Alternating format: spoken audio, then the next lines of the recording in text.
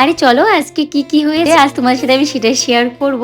প্রথমে বড় বসে কাজে যাওয়ার পরে রুমটাকে সুন্দর করে পরিপাটি করে গুছিয়ে নিই, কারণ বর কাজে যাওয়ার আগে আমি গুছাতেই পারি না, কারণ বর যতক্ষণ রুমে থাকে ততক্ষণ ওর পিছনে টাইম দিতে আমার শেষ হয়ে যায়। সকালবেলা কাজে চলে গেছে, আসবে রাত 11টার সময়। এই মাঝখান দিয়ে খেতেও আসবে না, দোকানেই খাই, তাই আর একটু ওকে টাইম দিই আমি। তো যাই হোক, আজকে না বৃষ্টি হয়েছে, আবার রোদও উঠেছে, জানি না কেন। তো এত ঝড় হয়েছিল, ভেবেছিলাম অনেক বৃষ্টি আসবে, কিন্তু আসেনি, কিছুক্ষণ মাত্র চলে গেছে।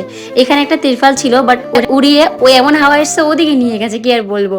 এখন আমি দুপুরবেলা রান্না করছি, আজ সকালবেলা রান্না হয়নি, কারণ সকালবেলা ঠান্ডা ভাত প্রায় সময়ই খাওয়া হয়, এখন চলে এসছে।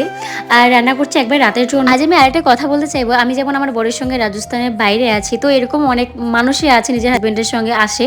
এবার ওদের টাইমগুলো কিভাবে কাটে আমি জানি না। আমার বরের বন্ধুর বউ এখানে আছে, যেমন ধরো আমি ভিডিও বানাই, আমি কি করছি তোমরা দেখতে পাচ্ছ। এবার যারা ভিডিও করে না তারা কিভাবে টাইম কাটাচ্ছে, তারা কি করছে, কোথায় আছে, তা আমরা জানি না। ফার্স্ট অফ অল তোমাদেরকে আমি একটা কথা বলে রাখি, আমার আশেপাশে কোনো ভাড়াটিয়া নেই, আর কোনো বাড়িও নেই। আর সত্যি কথা বলতে আমি কেউ সাথে কথা বলি না, সুতরাং আমার বরের সঙ্গে আমি কথা বলি। একটা কথা বলে রাখি, অনেকে ভাবতে পারে আমার ব্যাপারে যে আমি এখানে অনেক ভালো আছি বা দিন রাত 24 ঘন্টা শুয়ে বসে আছি। আর আমি ঘুমানোর টাইমটা পাই না, জানো তো। দিনের বেলা একটু 1 ঘন্টা সময় বের করে ঘুমাবো, এডিট করতে বসলে ভাত খাওয়ার সময় পাই না। আমি সন্ধ্যাবাতি দিয়ে তারপরে ভাত খাই। তো যাই হোক, সেসব বাদ দাও। আমি বরফটা এনেছি, বরফটাই অনেক কষ্ট করে 2 দিন থেকে জমা হচ্ছিল ফ্রিজের মধ্যে। যাই হোক বন্ধুরা, তোমাদের সাথে অনেকগুলো কথা বললাম, কেউ খারাপ পেও না আমার কথাতে। আর তুমি যদি আমার ভিডিওটা ফুল দেখে থাকো, থ্যাংক ইউ।